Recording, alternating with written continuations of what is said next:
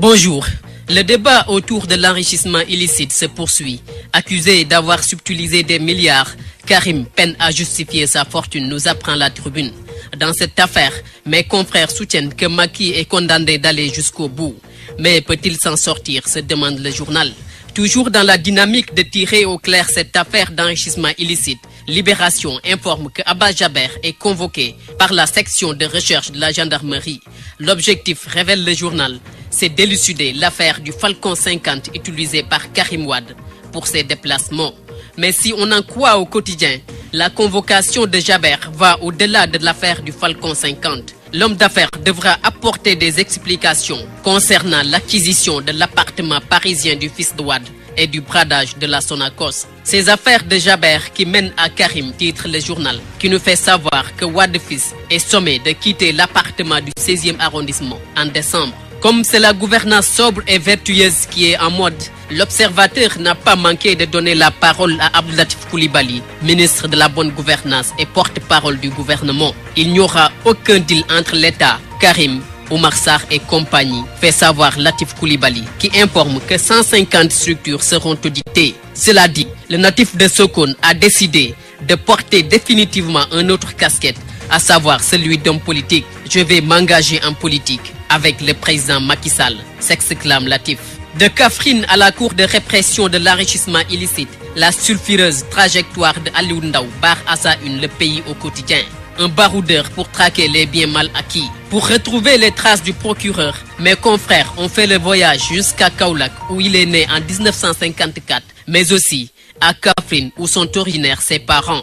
Dans cette affaire de traque aux pilleurs de la République, ses parents lui demandent de mettre de l'eau dans son bissap, nous apprend le journal. Celui qui n'a pas mis de l'eau dans son vin, c'est le propriétaire de l'entreprise TSE. Pour diffamation et injure, Cheikh Amar porte plainte contre Khalidou Dieng de l'APR, informe Direct Info. Le réseau des apéristes ruraux, coordonné par ce dernier, exigeait des autorités la convocation et la comparution de Cheikh Amar devant la cour de répression de l'enrichissement illicite. Khalidou Dieng et compagnie estiment que l'homme d'affaires aurait gagné des milliards avec des marchés fictifs, de l'arnaque et de l'escroquerie financière.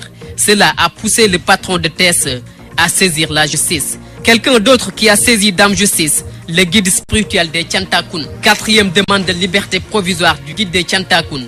Bétchetchoun fixé sur son sort après-demain, informe l'AS. Restons toujours avec la justice pour parler de la fusillade à la mairie de Mermoz Sacré-Cœur. L'observateur informe que le doyen des juges rouvre le dossier Barthélémy Diaz. À cet effet, la famille de Ndiaga Diouf jubile. Elle déclare par la voix de son porte-parole Mohamedou Lamine Thiam que sa liberté provisoire est une façon de les narguer. En ce moment, Aminata Touré, garde des Sceaux, ministre de la Justice, semble intéressée par d'autres chantiers.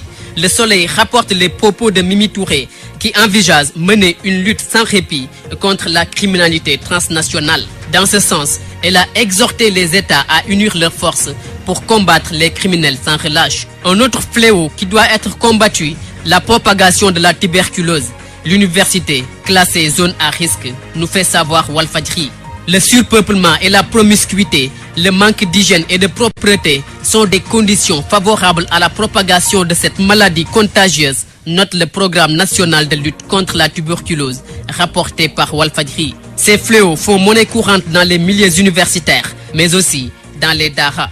Réumi Quotidien, dans sa livraison d'aujourd'hui, fait un clin d'œil aux militaires qui se trouvent entre les mains du MFDC depuis bientôt 1 an. Ils seraient depuis un certain moment transférés en territoire gambien dans la localité de Soma. Ces otages qui avaient affirmé être en contact avec leurs proches grâce à la Croix-Rouge seraient aujourd'hui sans aucune information. De l'espoir au désespoir, titre le journal. Sud Quotidien, en ce qui le concerne, s'intéresse au trafic de cocaïne en Afrique de l'Ouest, zone devenue à l'espace de quelques années lieu de transit à celui de consommation et même de production de drogue. Le journal rapporte la thèse de l'ONUDC, l'Office des Nations Unies contre la drogue et le crime, selon laquelle le trafic de cocaïne génère environ 642 milliards francs CFA par an.